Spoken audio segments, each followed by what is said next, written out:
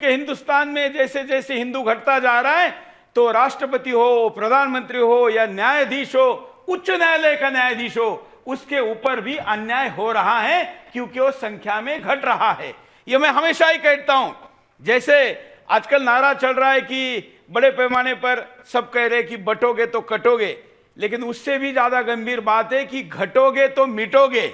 ये घटते हिंदू का परिणाम है कि जज पर भी अन्याय हो रहा है। और इसलिए आज हम शेखर कुमार यादव, जो कि प्रयागराज हाई कोर्ट के जज है, वैसे इसका टेक्निकली इलाहाबाद नाम है लेकिन सुदर्शन पर इलाहाबाद नहीं कहते, इसलिए हम प्रयाग कहते हैं। प्रयाग हाई कोर्ट के उच्च न्यायालय के न्यायाधीश हैं।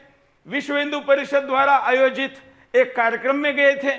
उस कार्यक्रम में उन्होंने कुछ बोल दिया तो उसको वामपंथियों ने, जैसे कि आजकल कटुआ ट्रेंड चल रहा है कि क्लिप को काट कर लोगों के सामने लेकर आते हैं, वैसे भी उनके क्लिप को काट कर कटुआ क्लिप के द्वारा दुष्प्रचार किया गया। परिणाम यह रहा कि उनके प्रति एक भ्रम फैल गया और लोगों को लगा रहा है जज कैसे ऐसे बोल सकता है। जो वकील है उन्हीं से बात शुरू करते हैं। आप इसे कैसा देखते हैं, इस घटना को, और आपका इस पर क्या पक्ष है? देखिए, हम सभी जानते हैं कि आर्टिकल 19 हमें ये अभिव्यक्ति की आज़ादी देता है कि हम किसी भी चीज़ को कहीं पे भी, किसी भी स्थान पे, सार्वजनिक स्थान पे हम बोल सकते हैं। और सबसे बड़ी बात यह है कि यहाँ पे सिर्फ हम जज ही सबको जो है केवल लेके जा रहे हैं। इम्पोर्टेंट बात यह है कि जज होने से पहले वो एक हमारे देश के एक नागरिक है, जो सबसे ज़्यादा इम्पोर्टेंट है। और ये बात मैं दावे के साथ भी कह सकता हूं कि कहीं पे भी वो कुछ भी, सिर्फ जज ही नहीं, राष्ट्रपति हो या प्रधानमंत्री हो, कोई भी कहीं पे भी अपनी बात अगर रख सकता है तो एक जज क्यों नहीं रख सकता है? आखिर उन्होंने ऐसा क्या कह दिया जिससे ये इतना ज़्यादा हो हल्ला हो रहा है हमारे देश में? कोई बहुत बड़ी बात उन्होंने नहीं कह दी है। उन्होंने सिर्फ ये बोला है कि कटमुल्ला का मतलब यही होता है कि कट्टरपंथी का मतलब ये नहीं कि पूरा मुस्लिम समुदाय को जो है उन्होंने अपने आड़ों हाथों लिया है। ऐसा कुछ नहीं है।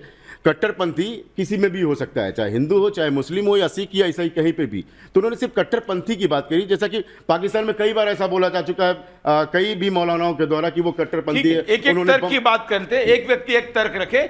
आपने ये कहा है कि आर्टिकल 19 देता है 19 अभिव्यक्ति की, लेकिन वकील साहब आप भूल गए, हिंदू को कहा ये आजादी है। आप लोग सहमत है मेरे से? है क्या? देखिए, ओवैसी कुछ भी बोलता है, उस पर कोई केस नहीं होता। मैं अभिव्यक्ति का सबसे बड़ा विक्टिम हूं। अभी 1831 केसेस हो गए मेरे ऊपर। देखिए, मैं आपको तो जज भी कैसे छूटेंगे?